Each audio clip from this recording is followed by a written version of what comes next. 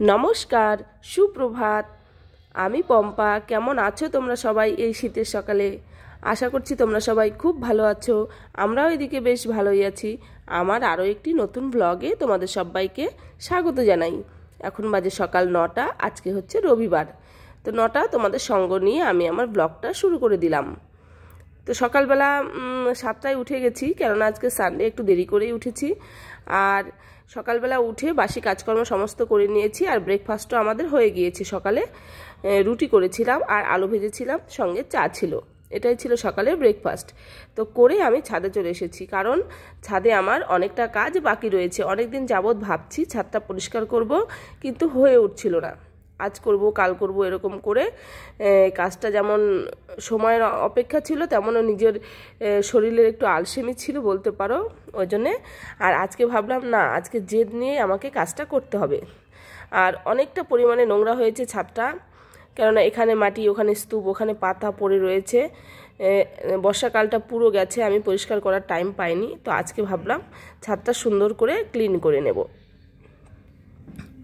তো বন্ধুরা দেখো, এদিকে হচ্ছে সানডে আজকে। তো কালকে হচ্ছে শুভ নববর্ষ। তোমাদের শুভ নববর্ষের আন্তরিক শুভেচ্ছা, অভিনন্দন। তোমাদের আগামী দিনগুলো খুব খুব ভালো কাটুক। আর আমরা এই গেল বছরে অনেক কিছু হারিয়েছি, অনেক কিছু পেয়েছি, নতুন কিছু পেয়েছি, নতুন মানুষকে পেয়েছি, আবার অনেক কিছু হারিয়েছি। তারপরে হচ্ছে সুখ দুঃখ আনন্দ বেদনা নিয়ে আমাদের এই বছরটা কেটে গেল। তোমাদের কেমন কাটলো একটু কমেন্টে জানিয়ে দিও। আর বন্ধুরা, কালকে না যে ফুল গাছ কিনেছিলাম, সেই ফুল গাছগুলো কালকে লাগিয়ে দিয়েছিলাম টবে, আর সন্ধ্যাবেলা জল দিয়ে দিয়েছিলাম। এখন সেই ফুল গাছগুলো সুন্দর করে সাজিয়ে দেব, কেননা এবার শীতে তেমন ফুল গাছ লাগানো হয়নি। তো চলো আস্তে আস্তে যে কয়েকটা পারি লাগিয়ে দেব, আর ছাদটা আস্তে আস্তে পরিষ্কার করে নেব। দেখতে থাকো।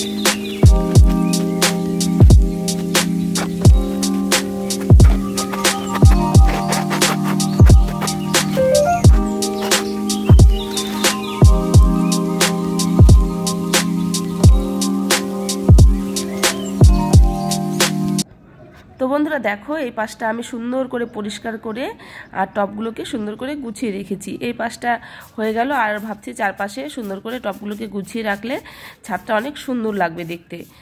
কোনো জিনিস যদি আমরা সত্যি পরিষ্কার পরিচ্ছন্ন রাখি, কোনো জিনিস বলতে সব জিনিসই পরিষ্কার পরিচ্ছন্ন রাখলে নিজের মনটাও অনেকটা পরিষ্কার পরিচ্ছন্ন থাকে, আর অনেকটা ফ্রি হয়। কাজের একটা ঝোঁক যেটা, সেটা বাড়ে। কিন্তু আমরা কখনো কখনো অলসতার জন্য কোনো কোনো কাজ করি না, এই আজ করব কাল করব করে করে ফেলে রাখি, যেমন আমি করেছিলাম। তো এখন আর এরকম করব না, ছাদটা সবসময় সুন্দর করে গুছিয়ে রাখবো, আর তোমাদেরকে অবশ্যই দেখাবো। আর অনেকদিন হয় যাবৎ ভাবছি ছাদটা পরিষ্কার করব, কিন্তু নিজের অলসতাও ভাবো, আবার কিছু দিন ব্যস্তও ছিলাম, করার সময় পাইনি। আর এখন সুন্দর করে পরিষ্কার করে নিলাম।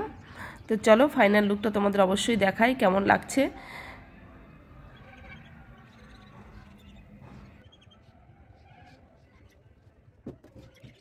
তো বন্ধুরা, ছাদ থেকে সোজা রান্নাঘরে চলে এসেছি। স্নান করার সময় পাইনি, কেননা ছাদে অনেকটা সময় অতিবাহিত হয়ে গেছে। তো এখন রান্নাটা কমপ্লিট করি। মেয়ে হচ্ছে রুটি খেয়ে আটে গেছে, আমি এদিকে সিমটা ভেজে নিলাম। আর আগে মটরের ডাল করেছি, পাঁপড় ভেজেছি। আর এদিকে হচ্ছে সোয়াবিন দিয়ে, আলু দিয়ে, ওলকপি দিয়ে তরকারি করব, কেননা আমাদের যে নিরামিষ পড়েছে, কয়েকদিন যাবৎ আমরা নিরামিষই খাচ্ছি। তো চলো কি করব, কতগুলো নিয়মের মধ্যে আমাদের আবদ্ধ থাকতে হয়, কিচ্ছু করার নেই। তো চলো রান্নাটা কমপ্লিট করি, তারপরে স্নানে যাব।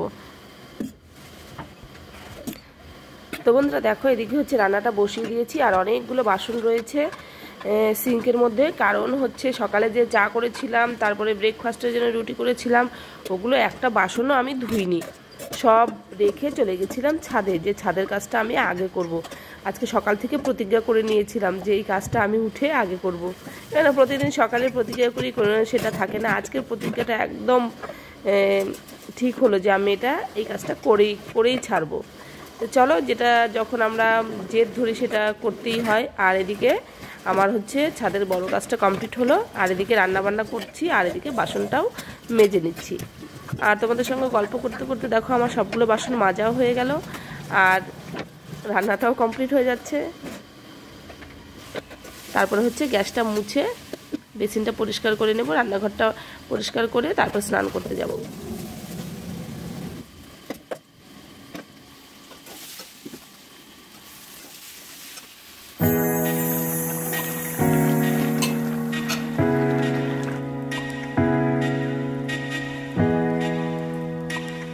গুড আফটারনুন বন্ধুরা, এখন বাজে 3টে।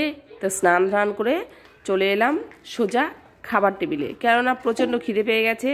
অনেক কাজ করেছি সারাদিনে, খিদেই পেটের মধ্যে দাও দাও করে আগুন জ্বলছে। এখন কোনো কথা হবে না, শুধু হবে খাওয়া। তো চলো খাওয়ার দিকে যাওয়া যাক। এদিকে ভাতটা বেড়ে নেব, আর কিছু গরম জল একটু করে নেব, কেননা বেশ ঠান্ডা পড়েছে। এই ঠান্ডায় ঠান্ডা জল খাওয়া যাবে না, গলা ব্যথা হবে। তো চলো, পাঁপড় নিয়ে নিলাম, আর মটর ডাল করেছিলাম সকালবেলা। এখন ডাল পাঁপড় ভাজা দিয়ে ভালো মতো মেখে মুখে খাবো, তারপরে আছে তরকারি। তো চলো দেখতে থাকো।